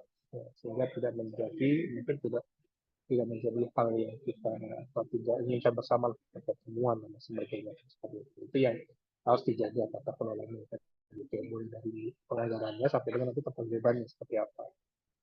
Kalau nanti pengadaan berarti kalau ini ya berarti nanti harus salah terima atau dan sebagainya seperti itu. Karena di kami pun gitu ya, di Kementerian Keuangan itu kalau saya tidak salah itu dulu waktu COVID itu memang ada inisiasi itu memberikan untuk ini ya tugas kesehatan yang berjasa dari penanggulangan COVID ya memang kayak gitu ternyata sampai dengan saat ini ternyata tidak terlaksana juga hal tersebut itu mungkin terkait dengan pelibatan ASN itu jadi meskipun bisa non ASN tapi tata kelolanya harus baik tata baik mulai dari awalnya tapi kemudian ada di pedum ditentukan oleh menteri kemudian diteruskan atau didetailkan lebih lanjut kepada bisnis nanti mengatur hal-hal yang detail terkait dengan pelaksanaan dari belanja pemerintah tersebut. Oke, mungkin itu yang pertama gitu ya. Terus kemudian yang kedua terkait dengan itu tadi ya proses penyalurannya ya. Penyalurannya ternyata ada kendala atau ada permasalahan terkait dengan SPG-nya. Kok bisa gitu ya uangnya sudah dibayar gitu sudah dibayar tapi SPG-nya belum selesai atau belum diterima gitu ya. Ini konsepnya seperti apa gitu ya. Dan memang kalau untuk memang belanja pemerintah ya belanja BBM sesuai Undang-Undang Nomor 1 gitu ya memang ada prinsip umumnya ya. Salah satu prinsip umum adalah pembayaran dilaksanakan setelah barang atau jasa diterima kan gitu. Itu prinsip dasar sebenarnya. Jadi mau tidak mau kalau berurusan dengan pemerintah itu prestasinya dulu diterima atau disampaikan, baru kita lakukan pembayaran. Nah, itu ya. Makanya itu kalau kalau kalau isu terkait dengan DJP mungkin ya DJP apa DJP itu yang dikembangkan itu ya makanya harus barang disampaikan dulu, diperiksa baru dibayar. Itu yang kan yang berbeda dengan yang lain misalnya. Karena kita mau memenuhi ketentuan itu gitu ya. Jadi barangnya diterima sesuai pesanan, oke, periksa beres, muncul BST, dibayarkan gitu ya. Nah, pertanyaannya terkait dengan belanja bantuan pemerintah gitu. Kok bisa ya? Kenapa itu SPJ malah belakangan gitu ya? Jadi memang ya ini belanja bantuan pemerintah itu kan memang hal yang berbeda gitu ya. Jadi konsepsinya sih filosofinya kan bisa berupa uang, bisa berupa barang atau jasa. Kalau berupa uang clear itu, berupa barang ya, maaf, berupa barang itu clear karena PPJ nanti kita yang laksanakan. PPJ laksanakan, ada kontrak, ada SPK dan sebagainya, barangnya datang, kita BST dengan penyedia barang untuk yang akan diserahkan kepada sebagai belanja pemerintah tadi, kemudian clear itu sisi pengadaannya clear, jadi memenuhi dari ketentuan Undang-Undang Nomor 1 tadi ya, yang dalam hal apa namanya yang menyampaikan atau mengatur bahwasanya barang atau jasa terima dulu baru dilakukan pembayaran. Gitu ya. Ya, nanti kalau untuk yang belanja pemerintah dalam bentuk uang, jadi mekanisme tidak seperti itu manusia. Jadi ketika dia belanja pemerintah dalam bentuk uang, intinya adalah uangnya diberikan dulu, gitu. Uangnya diberikan dulu kepada penerima bantuan yang sesuai dengan kriteria teknis, gitu ya. Kemudian nanti si penerima bantuan tadi menyampaikan SPJ atau laporan pertanggungjawabannya kepada PPK. Gitu ya. Makanya tadi kan saya sampaikan bahwasanya ketika dia bentuknya sebagai uang itu effortnya lebih gitu ya. Jadi pemantauan, penyelesaian sampai dengan clear belanja pemerintah itu bisa sesuai dengan ketentuan itu lebih panjang dibanding dengan kita berikan sebagai barang. Nah, karena kita harus memantau sampai dengan mereka selesai pelaksanaan kegiatan. Jadi tadi disampaikan bahwa untuk uang mau tidak mau tuh harus ada PKS-nya, perjanjian kerjasama dengan penerima bantuan. Tadi ada beberapa poin-poin tadi ya, selain memastikan belanjanya atau penggunaan uang sesuai dengan yang ada ditetapkan dalam studi teknis misalnya, terus kemudian pastikan bahwasanya uang sisanya nanti stok kas negara akan memastikan terkait dengan apa tadi itu bukti-bukti tadi ya, bukti-bukti belanja dan sebagainya dikelola administrasi tetap dilakukan dengan baik di penerima bantuan dan sebagainya. Sebenarnya itu yang harus dikejar gitu ya dari masing-masing penerima bantuan dalam bentuknya uang gitu. Jadi tidak serta-merta hanya menggelontorkan uang saja ya, tapi mau tidak mau pertanggungjawabannya itu harus kita pegang satu persatu. Nah, itu yang menjadi isu ya, jadi hal yang mungkin di beberapa KL prosesnya tidak sampai dengan sana gitu ya. Nah, jadi mungkin baru sampai penyampaian uang belanja bantuan dalam uang gitu. Tapi report dari penggunaan uang tadi mungkin tidak disampaikan secara memadai oleh masing-masing penerima bantuan.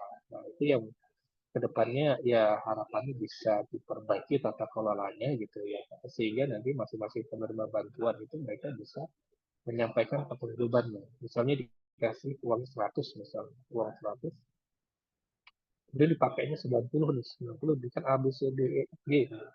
Jadi 10-nya itu harus dikembalikan ke kas negara seperti itu. Nah, itu yang harus dikejar sampai titik itu gitu ya. Jadi tidak sampai SPDOD terbit disampaikan kepada penerima bantuan saja gitu ya. Tapi harus ada PKS-nya, kemudian laporan reporting atau laporan jawaban dari pengguna dana itu harus dipegang oleh PPK gitu ya. Karena laporan pertanggungjawaban dari penerima bantuan itu sebagai bagian dari pertanggungjawaban PPK dalam hal memastikan bahwasanya belanja-belanja dilaksanakan itu sudah inline dengan prosedur teknis yang ada gitu ya. Sekiranya pertanggungjawabannya tidak disampaikan atau tidak diberikan, bagaimana PPK dalam hal ini adalah memastikan bahwasanya belanja pemerintah yang sudah digelontorkan tadi sesuai dengan siklus gitu ya. Ketika tidak ada reporting dari penerima bantuan. Itu yang jadi effort yang agak lumayan ya ketika dia bentuknya sebagai uang. Tapi memang pelaksanaannya di lapangan memang sesuaikan kebutuhan ini seperti apa. Jadi letaknya seperti apa, kalau itu uang atau itu uang. Tapi memang proporsinya ketika dia bentuk uang, mau tidak mau harus ada hal-hal yang harus rambu-rambu yang harus dipatuhi juga. Kalau dengan kembali ke aktivitas itu. Jadi sepanjang reportnya itu tidak paripurna diterima oleh PPK, maka berpotensi untuk menjadi temuan atau pertanyaan misalnya. Jadi kedepannya bisa kelolanya itu harus diperbaiki dan kemudian ya tadi yang awalnya tadi by proposal tadi ya. Jadi sebenarnya tuh penerima bantuan ini sebenarnya kan mereka sudah komit nih ya gitu secara pengertiannya ya. Maksudnya ketika bisnis sudah ada mereka menyampaikan proposal gitu ya. Kemudian bisa oleh ketika oke nih selesai ya. Jadi kan sudah komit atas proposal yang kita sampaikan terlebih dahulu gitu ya. Nah, kemudian nanti ketika pelaksanaannya maka mereka harus reporting seperti apa dan sesuai dengan proposal yang sudah dibuat di awal. Itu mungkin bagian dari pertanggungjawaban dari penerima bantuan yang disampaikan kepada PPK seperti itu. Mungkin isu ini mungkin Mas Heri masih mungkin yang nanti mungkin bisa jadi bahan perbaikan gitu sehingga kita kelolanya harus paripurna bisa dengan pelaporan pelaporan penggunaan uang itu pelaporan kembali ke negara. Itu sih Mas Heri. Bentar, Mas. Baik, Mas Iqbal, makasih atas penjelasan. Mungkin apa namanya perbaikan tata kelolanya mungkin ya, mungkin pemberiannya secara bertahap barangkali Mas ya, atau memang verifikasi awal dulu ya sebelum ada penyaluran dana itu dipastikan dulu verifikasinya benar-benar matang. Nah itu baru bisa disalurkan sehingga terjadian tidak adanya SPJ itu bisa dihindari. Barangkali itu Mas. Makasih Mas Iqbal. Ya, setelah Mas Heri. Baik, terima kasih Bapak Iqbal atas tanggapan dari pertanyaan Pak Heri yang sangat luar biasa. Bagi Bapak Ibu yang ingin masih bertanya, silakan kami persilakan. Jangan tidak usah malu-malu untuk bertanya kepada narasumber kita yang sangat luar biasa.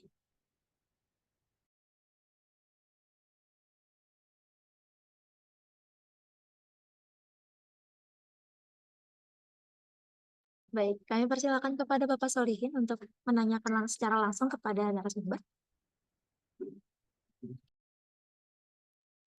Ya, terima kasih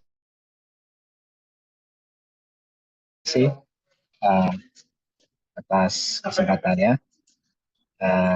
Yang terhormat Pak Iqbal ya. Jadi menarik untuk diskusi terkait bumper ya. Memang bumper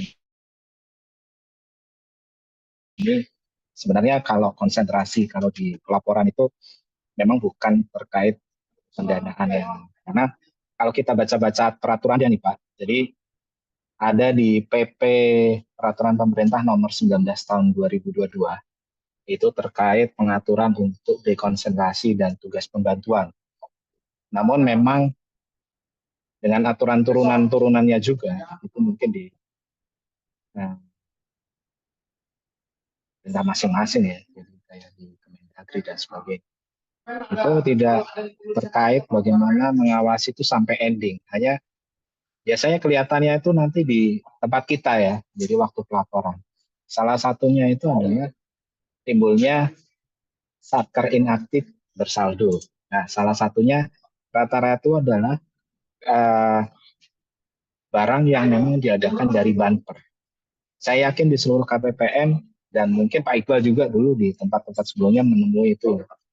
Jadi kita koordinasi. Ternyata atensi yang kita sayangkan ini memang ini terkait penyelesaian. Namun kan kita harus lihat kronologi.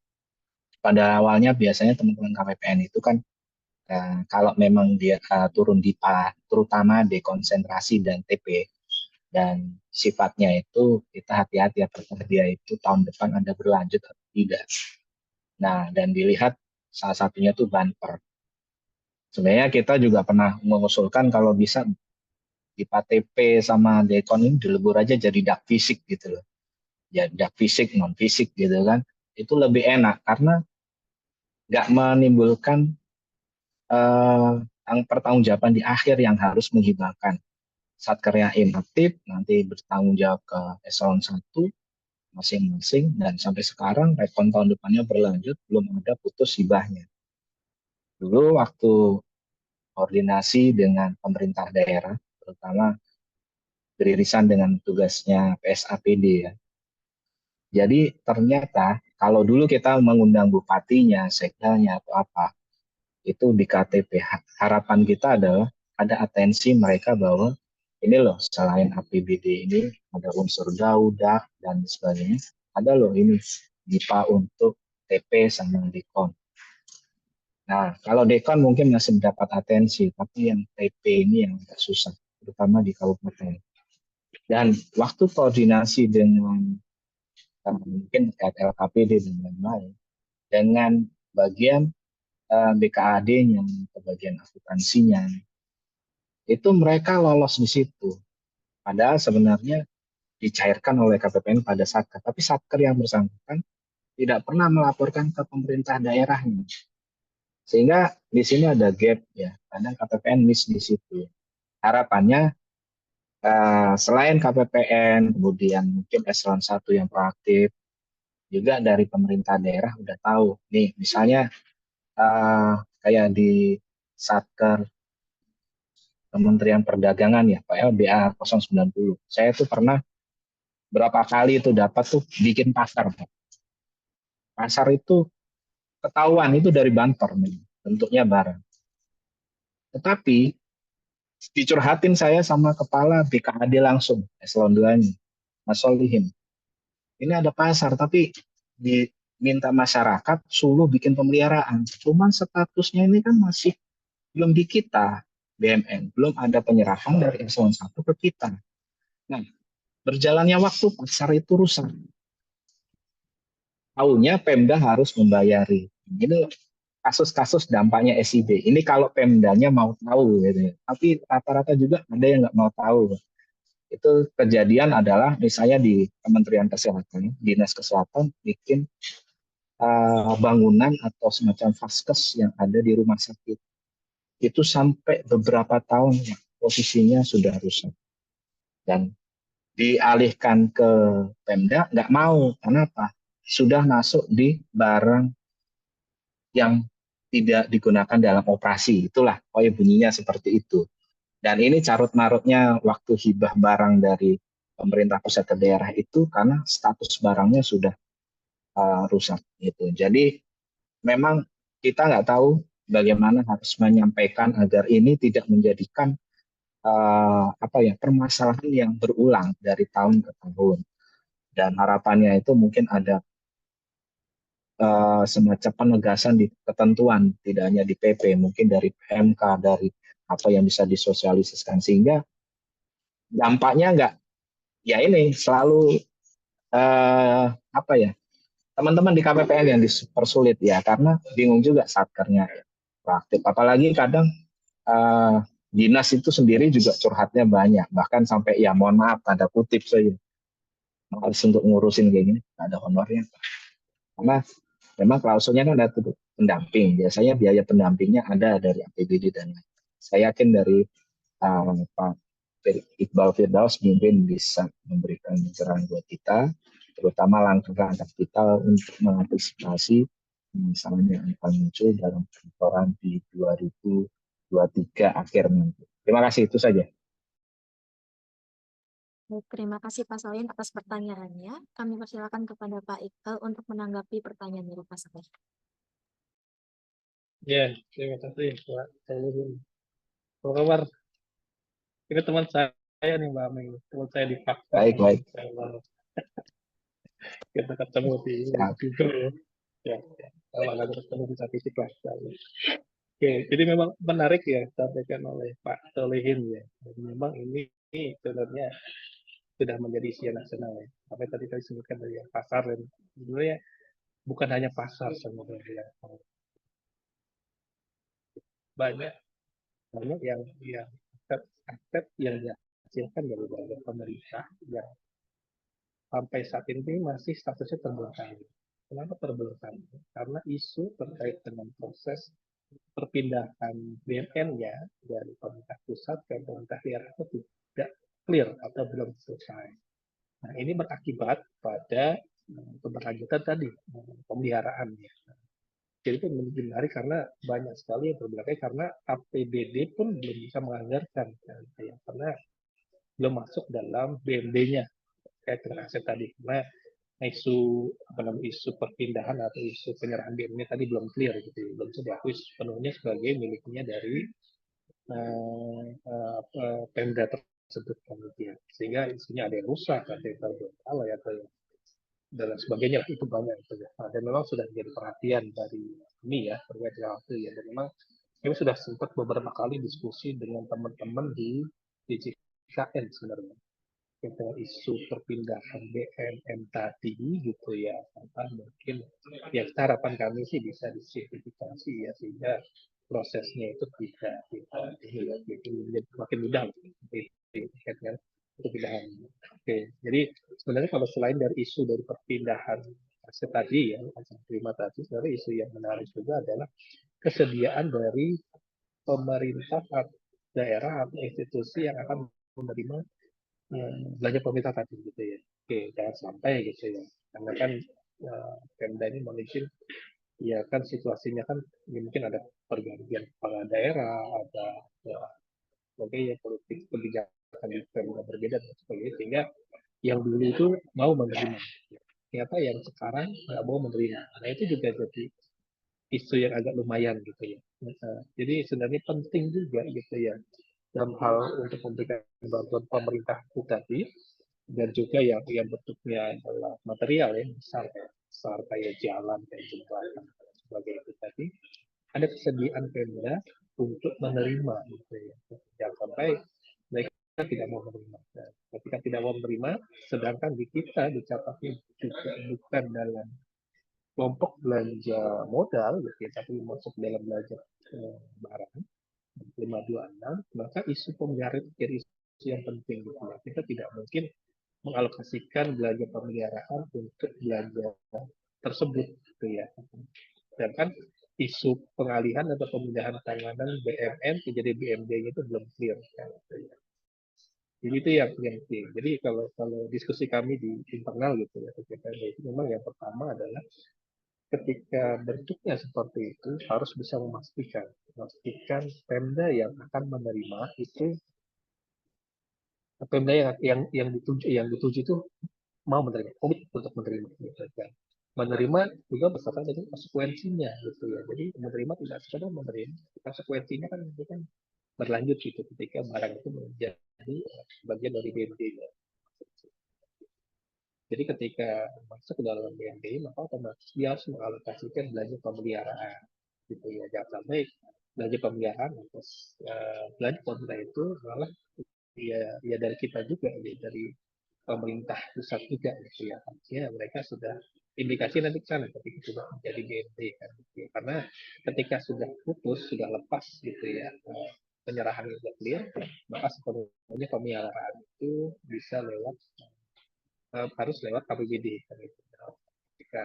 Jadi selain isu pendaftaran, isu terkait dengan komitmen untuk menerima itu jadi penting. Harapannya itu sudah bisa diterima gitu ya ketika pada saat awal penganggaran. Ya. Jadi ketika penganggaran buat siapa dan sebagainya, kalau mereka ada komitmen menerima dan sebagainya, oke ya berarti bisa laksanakan dan itu. Nah, untuk menghindari yang tadi yang apa tuh yang kekurangan yang terbengkalai, yang kemudian rusak dan sebagainya. Dan itu banyak gitu. Ya, terus kemudian juga terkait dengan tadi ya, yang apa namanya, bersaldo tadi ya.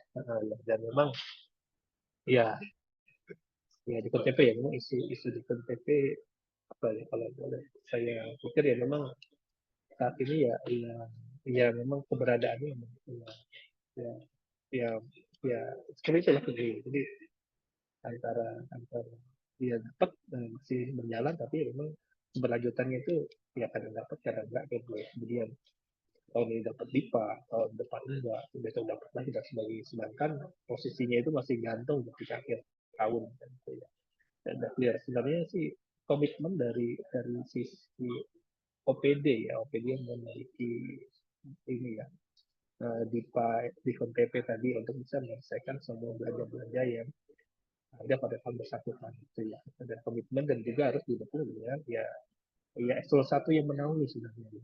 Jadi eselon 1 itu yang membawahi OPD tadi, membawahi Satgas KTP tadi harus bisa memastikan bahwasanya ketika dia tidak mendapat pipa dan itu ketika neraca di akhir tahunnya harusnya bisa clear gitu ya. Dan memang tidak mudah juga kan gitu ya, tapi memang butuh diusahakan untuk bisa clear seperti itu dan gitu ya. Jadi menyelesaikan sehingga bisa kosong itu untuk neracanya ya, baik itu pas tawaran dan sebagainya seperti itu. Dan memang di KTP itu menjadi bagian yang ya, importnya juga harus kerja keras. Kenapa? Karena tidak di bawah kendali dari KL langsung. Itu yang menjadi catatan. Kan kita kan di bawah Pemda, tapi kita mendapat pipa dari KL dan sebagainya gitu ya.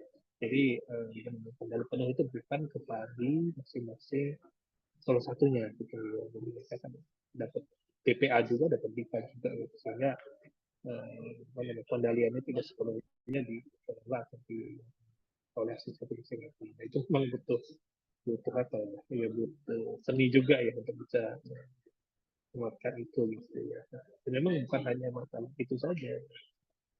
IPA, masalah capaian output, masalah laporan, macam-macam lah itu kan itu jadi isu yang merepotkan gitu ketika berhadapan dengan satu sektor KTP gitu. Bagaimana mereka memastikan mereka tertib, melakukan kontraknya, bagaimana tertib cabutnya dan sebagainya, karena semuanya itu menjadi satu penyalian penuh ketika mereka berada sebagai sektor di KTP gitu ya. Jadi memang isu itu ya memang ya kedepannya memang jadi PR juga gitu ya Pak Solihin ya untuk bisa dikeliarkan gitu ya. Dan juga bagus itu untuk yang untuk yang isu penyerahan tadi saat ini memang secara intens ya, kita diskusikan dengan teman-teman dari JKN. Karena kan kalau JKN itu terkait dengan penyerahan BMN itu ditunduk pada MK 111 ya, 111 2016 kalau tidak salah ingat ya. Iya. Ini ada ketentuan ini tergantung dari besaran nilainya. Misalnya nilai 10T itu harus persetujuan siapa dan sebagainya, presiden dan sebagainya. Nah, itu juga sebenarnya menjadi bagian yang harus kita diskusikan terkait dengan hubungannya dengan belanja pemerintah ya. Jadi meskipun tidak masuk dalam aset tetap, karena dia masuk sebagai aset lancar gitu ya di persediaan ya. Tapi ya karena bagian dari aset itu masuk dalam BMN juga, sehingga harus tunduk juga pada MK 111 tersebut. Mungkin demikian soalnya Mas jawaban. Ya, terima kasih. Semoga bisa disuarakan ya. Dan harapannya mungkin bisa dipindah ke dak fisik aja. Jangan jadi DIPA itu aja. Karena kasihan nanti akan dampaknya di laporan keuangan sampai tahun depan nggak selesai-selesai. Bahkan bertahun-tahun. Itu saja sih. Terima kasih. Ya Mas, terima kasih banyak Mas. Mas. Sehat-sehat Mas.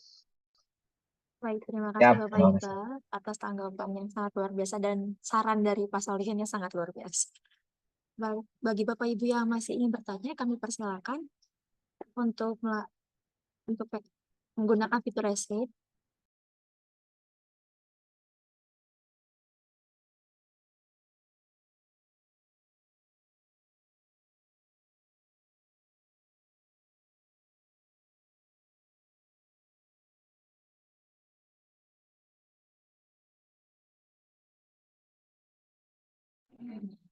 Baik, dikarenakan waktu sudah menunjukkan pukul 10.30, maka izin Bapak Ibu hadirin sekalian untuk kami dapat menutup diskusi kali ini. Kami ucapkan terima kasih kepada Bapak Iqbal atas paparan materi yang telah disampaikan dan juga sesi diskusi yang sangat menarik pada kegiatan hari ini. Sebelum saya menutup kegiatan hari ini, kami mohon kesediaan Bapak Ibu untuk mengisi daftar hadir melalui tautan yang ada pada kolom chat, dan nantinya terkait jadwal materi link Zoom serta rekaman maupun informasi lainnya juga akan kami update pada tautan s.id/apk_online. Demikian Bapak Ibu hadirin sekalian, kami ucapkan terima kasih telah hadir dan mengikuti kegiatan bimbingan sistem akuntansi instansi ini dari awal hingga akhir acara. Dan kami memohon maaf atas kekurangan dan kesalahan selama penyelenggaraan kegiatan pada hari ini. Ada soto Banjar Kalimantan, ada ayam betutu Bali. Terima kasih kami haturkan, sampai jumpa kembali. Selamat melanjutkan aktivitas Bapak Ibu hadirin. Wassalamualaikum warahmatullahi wabarakatuh. Waalaikumsalam Waalaikumsalam warahmatullahi warahmatullahi wabarakatuh. Terima wabarakatuh. kasih Wani. Terima kasih Mas Terima kasih Bapak Iqbal. Ibu. Waalaikumsalam Kasih Iya, Pak warahmatullahi selamat Ade. sore. Mas Iqbal. Ya, Mas Mas Baik. Terima Salekin. kasih Mas Iqbal. Oke. Terima kasih Kita pamit Mas sampai dulu. Mas Kalik. Mas Salekin.